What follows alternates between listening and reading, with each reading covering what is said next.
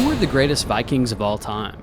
Today we're ranking the top 12, explained like video game characters, from fearless raiders to empire builders. Let's set sail. At number 12, we've got Erik the Red. Born in Jæren, Norway around 950 AD and raised in exile before exile became his empire. After killing his neighbors twice, he was banished first from Norway, then from Iceland. Most men would vanish into shame. Erik sailed west instead, chasing whispers of land beyond the ice. There, he found a frozen coastline glittering in the sun and named it Greenland, a lie so clever it lured settlers by the shipload. He built a colony from nothing, ruled it like a king, and turned his own banishment into legend. His playstyle? High risk, high reward. Red hair, red temper, red horizons, Erik the Red was everything the Viking name stood for: defiant, proud, and unstoppable. But he lands in Tier 3 because his empire never lasted. Greenland's colony withered after his death, proof that even bold lies can't outlive hard winters. Before we raid the next legend, we humbly request that you do what every wise Viking would, and subscribe! You wouldn't want to be exiled from our next adventure, would you? Freydís, Erik's daughter. At number 11, we've got Freydís, Erik's daughter. Born in Iceland near her father's settlement of Brattahlíð, and proof that Viking fury had no gender. When her expedition to Vinland fell apart in blood and betrayal, Freydís refused to run. With her comrades dying around her, she grabbed a sword from the ground, tore open her tunic, and charged a line of armed men. Screaming so fiercely, they dropped their weapons and fled. That's not mythology, that's from the Íslendinga sögur, the Icelandic sagas themselves, a single moment that burned her name into legend. Her playstyle? Pure Berserker energy. Low defense, max rage. Freydís wasn't a conqueror or a queen, but she showed that terror could be a weapon too. Freydís ranks in Tier 3 because her legend burns bright and short. One act of fury doesn't build a legacy, it just echoes through it. Leif Erikson. At number 10, we've got Leif Erikson. Born in Brattahlíð, Greenland, and raised under the red shadow of his father, Erik the Red. But Leif wasn't a conqueror, he was a navigator, the rare Viking who sought not revenge or riches, but discovery. Guided by rumor, faith, and a restless horizon, he set sail beyond every known map, crossing cold seas until a new world rose before him, Vinland, the wild edge of North America nearly 5 centuries before Columbus. There were no empires to claim, no battles to boast of, just forests, grapes, and the quiet realization that the world was bigger than the sagas ever said. Leif returned home with proof of what lay beyond the ocean, then disappeared from history. No crown, no kingdom, only legacy. Leif wasn't really a fighter. He was the type of guy who preferred open world games over first-person shooters. He lands in Tier 3 because he cleared the map, but never claimed the territory. Exploration earns XP, not the throne. Lagertha. At number 8, we've got Lagertha, a commander whose story sits between saga and history. She first appears in the Gesta Danorum, where she rallies to Ragnar Lothbrok's side to avenge his father's death at the hands of the Swedish king Freyr. When Ragnar's men broke ranks, Lagertha took command, charging the enemy line and turning the battle in their favor. After victory, she ruled her own territory in Hedeby, defending it against invasions and holding power long after others fell. Her leadership was ruthless and calculated, built on respect rather than bloodline. According to the chronicles, when Ragnar left her for another wife, she orchestrated a coup, killing her new husband and taking control once again. Treachery or strategy, depending on who you ask. Lagertha's playstyle? Overall, she was a pretty balanced fighter with max charisma and counterattack potential. She always lands the final blow, at least when it comes to breakups. Catherine Winnick's depiction of her in the show Vikings cemented her as one of Norse history's most commanding figures. Lagertha lands in Tier 3 because most scholars do not think she was a real person, but rather a mix of Norse warrior women, goddesses, and Valkyries, a legend too vivid to vanish and too mythical to rank higher. Ivar the Boneless. At number 9, we've got Ivar the Boneless, born in Denmark sometime in the 9th century and feared across England as the mind that turned vengeance into strategy. According to the Ragnar Sono Theater, the tale of Ragnar's sons, Ivar was the crippled son of Ragnar Lothbrok, born with weak or missing bones in his legs. But what he lacked in strength, he made up for in cunning. He commanded the Great Heathen Army, a Viking super alliance that invaded England in 865, burning cities and toppling kings. They said he fought carried on shields, directing battles with a calm that bordered on eerie. Some called him ruthless, others divine. All agreed you underestimated Ivar only once. Ivar's playstyle? Pure strategy. Zero mobility, infinite brain power. He's the type of guy who takes on a boss battle with only 1 HP and wins. Calm, calculated, and way too proud to die. Centuries later, Vikings brought him back to life through Alex Hu Anderson's portrayal, a chilling mix of intellect, cruelty, and charisma that made audiences fear him all over again. Ivar lands in tier 2 because his mind could outthink entire kingdoms, but strategy alone can't outlive the man who made it, and his empire fell when he did. Bjorn Ironside. At number 7, we've got Bjorn Ironside, born in Uppsala, Sweden, and raised beneath the shadow of his legendary father, Ragnar Lothbrok. Bjorn was built for conquest. Where others raided for silver, he hunted for stories, sailing farther than any Norse fleet before him. His longships cut through the Straits of Gibraltar, plundering the coasts of France, Italy, and North Africa. He stormed monasteries, seized fortresses, and left entire kingdoms scrambling to guess where the next strike would land. When the Franks tried to trap him near Luna, Bjorn faked his death, begged to be buried within the city walls, then burst from his coffin mid-funeral to sack the city from within. It was part warfare, part theater, the Viking equivalent of a boss-level bait. Bjorn's playstyle? Bold and unpredictable. Full stamina, max audacity. Total wildcard. Centuries later, his legend resurfaced through the Viking series, where Alexander Ludwig reimagined him as a warrior torn between blood and honor. Bjorn lands in tier 2 because he took Viking power farther than anyone before him, but his raids built legends, not kingdoms. Glory fades without a throne. Ragnar Lothbrok. At number 6, we've got Ragnar Lothbrok, the Viking whose legend became the blueprint for every raider after him. He was said to wear leather trousers, Lothbrok, to guard against serpent bites, but the real armor was his legend. Born somewhere in the north, Ragnar rose from farmer to warlord to myth, raiding across England and France not for gold, but for glory. Each victory fed his ego, each loss his destiny. Eventually, King Aella of Northumbria captured him and threw him into a pit of snakes. As venom took him, Ragnar laughed, prophesying that his sons would avenge him. They did.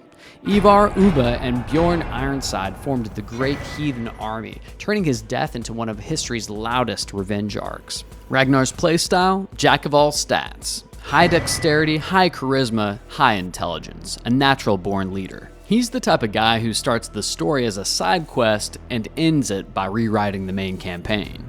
Ragnar's saga never really ended. It was revived 1,000 years later through Vikings on the History Channel, where Travis Fimmel's performance burned his name into pop culture again. Ragnar lands in tier 2 though because he wrote the Viking playbook, but he never cleared the final level. His saga ended before his kingdom began. Erik Bloodaxe. At number 5, we've got Erik Bloodaxe, the Viking king who ruled with fury instead of finesse. Born in Norway, the son of Harald Fairhair, Erik grew up in the shadow of his father's unification of the realm. But where Harald built kingdoms, Erik burned them. He earned his name Bloodaxe the old-fashioned way, by killing most of his brothers in his quest for the throne. He ruled Norway with an iron grip and a short temper, until his surviving kin drove him into exile. But exile didn't stop him, it just changed the battlefield. He sailed west and became king of Northumbria, ruling parts of England until the locals decided they preferred taxes to terror. Eventually betrayed and killed near Stanmore, Erik died as he lived, surrounded, outnumbered, unyielding. Erik's playstyle? High damage, zero diplomacy. Pure chaos build. Brutal, fearless, and way too committed to the wrong skill tree. The sagas say he was guided to Valhalla by the goddess Bragi's wife, Ithun. a poetic upgrade for a man who lived by the blade. And though his rule was brief, his legend endures, from Norse poetry to modern games like Assassin's Creed Valhalla, where his brutality still bleeds through every retelling. Erik lands in Tier 2 because he was the Viking in-boss of his age, but his reign was short and bloody, a king who could conquer, not keep. Olaf Tryggvason. At number 4, we've got Olaf Tryggvason, the pirate who became a king, and the king who tried to save Viking souls. Born around 963 AD in Norway, Olaf's childhood ended when raiders killed his father and sold him into slavery. Years later, he escaped, stole a ship, and rewrote his fate on the open sea. He raided across the Baltic, Ireland, and England, amassing wealth, allies, and a reputation for courage bordering on madness. But after meeting Christian missionaries, Olaf's mission changed from conquest to conversion. When he returned to Norway in 995, he seized the throne and began baptizing the realm, often by sword point. Villages that refused found themselves knee-deep in holy water or blood. He built the first great church at Nidaros, minting coins bearing the cross, and turned the North Sea into a crossroads of faith and fear. His reign ended at the Battle of Svolder, where a coalition of kings ambushed him at sea. Rather than surrender, Olaf leapt overboard in full armor, a defiant dive into legend. His legend didn't drown with him. It resurfaced 1,000 years later in sagas and classrooms, and even in games like Age of Empires 2 and Assassin's Creed Valhalla, where his name still carries that same mix of faith and ferocity. Olaf's playstyle? The Crusader build. Holy stats? Zero chill. He swings like he's preaching, and baptizes like he's boss raiding. Conviction was his weapon. Mercy just wasn't on the skill tree. Olaf lands in Tier 1 because he united two worlds, the old gods of the fjords and the new god of the cross, with a single will. Harald Hardrada. At number 3, we've got Harald Hardrada, the last Viking king, and the man who tried to restart an age that was already ending. He was born in Ringerike, Norway, around 1015. At just 15, he fought beside his half-brother Olaf II at the Battle of Stiklestad. When Olaf fell, Harald fled east, first to Kievan Rus, then south to Constantinople, where he joined the Varangian Guard, an elite unit of Norse mercenaries sworn to the Byzantine Empire. For nearly a decade, he fought across the Mediterranean, earning riches, scars, and songs in his name. When he finally returned to Norway, he seized the throne in 1046 AD and ruled like a war-forged strategist, expanding trade, crushing rivals, and dreaming of Viking supremacy reborn. But Europe had changed. His last campaign, an invasion of England in 1066, ended at the Battle of Stamford Bridge, where an arrow to the throat ended his reign and his era. His death marked the close of the Viking Age itself. Centuries later, though, his name still echoes in sagas and classrooms, and in strategy games like Total War, Thrones of Britannia, and Crusader Kings 3. Harald's playstyle? The Iron Veteran. Max endurance, zero self-awareness. He fights like the server's about to shut down, and he's determined to go out at the top of the leaderboard. Harald Hardrada lands in Tier 1 because he was the Viking spirit, relentless, brilliant, and too proud to realize the world had already moved on. Rollo. At number 2, we've got Rollo, the raider who put down his axe and claimed a kingdom with ink instead of iron. Born around 860 AD, likely in Møre og Romsdal, Norway, Rollo began his career the old-fashioned way, raiding. He led fleets that ravaged the coast of Francia, burning towns along the Seine, and even besieging Paris. The Franks couldn't stop him, so instead of trying to crush Rollo, their king, Charles the Simple, offered him a deal: peace in exchange for protection. In 911, they signed the Treaty of St. Clair-sur-Epte, granting Rollo a vast territory along the Seine. That land became Normandy, literally the land of the Northmen. Rollo converted to Christianity, took the name Robert, and ruled as Duke of Normandy, blending Viking grit with Frankish law. His descendants turned that foothold into an empire. One of them, William the Conqueror, would invade England in 1066 and reshape Europe forever. Rollo's playstyle? The warlord build. Pure muscle, unexpected finesse. He conquered with his axe, then redrew the map with his signature. built like a battering ram, but smart enough to build a castle after. Rollo's story lives on, in sagas and Vikings through Clive Standin's portrayal, and in games like Crusader Kings 3, where his dynasty still redraws maps 1,000 years later. Rollo lands in Tier 1 because he proved that conquest doesn't always come by axe. Sometimes the sharpest Viking weapon is a pen. Harald Fairhair. At number 1, we've got Harald Fairhair, the first king of a united Norway, and the man whose ambition turned a patchwork of jarldoms into a nation.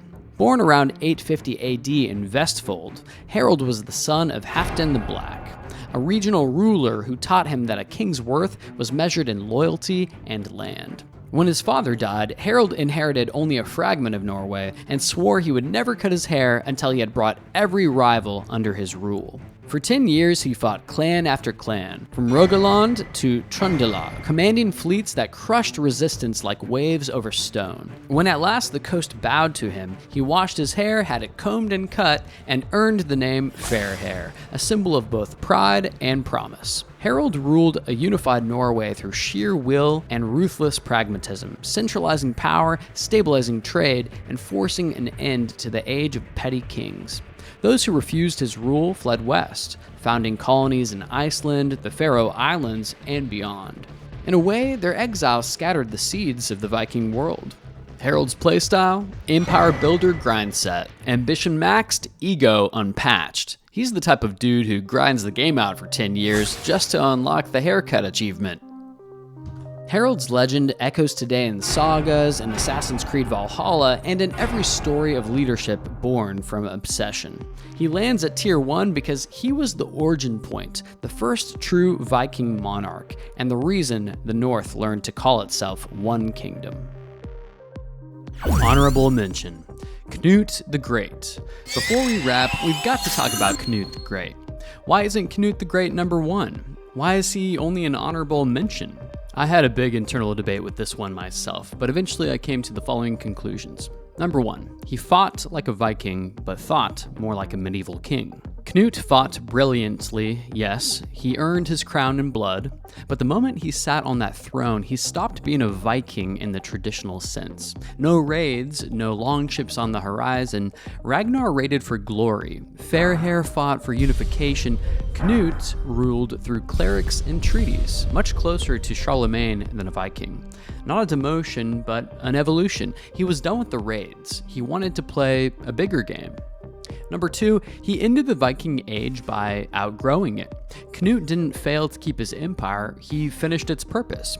He unified the Viking world under one rule, uniting England, Denmark, and Norway all into one empire, blending Norse strength with Christian statecraft, ruling with both sword and scripture.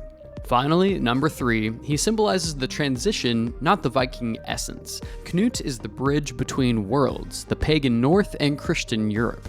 But bridges don't belong on either shore. He isn't the spirit of the Viking Age, he's the moment that spirit matured, institutionalized, and faded into history. So the verdict? My take is that Canute the Great isn't part of the competition. He's what the competition evolved into. Every Viking before him swung a sword. Canute showed them a world where it was possible to put that sword down. Canute is the post-game monarch, the DLC epilogue, and the man who didn't just win the Viking Age, he invented a whole new game. And that's everybody. From Freydis' fury to Fairhair's ambition, the Viking world stretched from firelit raids to the founding of kingdoms. They began as outlaws, explorers, killers, dreamers, and ended as rulers who shaped the map of Europe. Their ships have long turned to dust, but their names still sail, in stories and strategy games, and in every tale that celebrates courage, defiance, and the will to carve meaning out of chaos. Because in the end, that's what made them legends. Not just how they fought, but what they built from the ashes after the fight was done. So, which Viking would you choose? The explorer, the conqueror, or the king? Drop your pick in the comments, and let's see whose legend still holds the crown.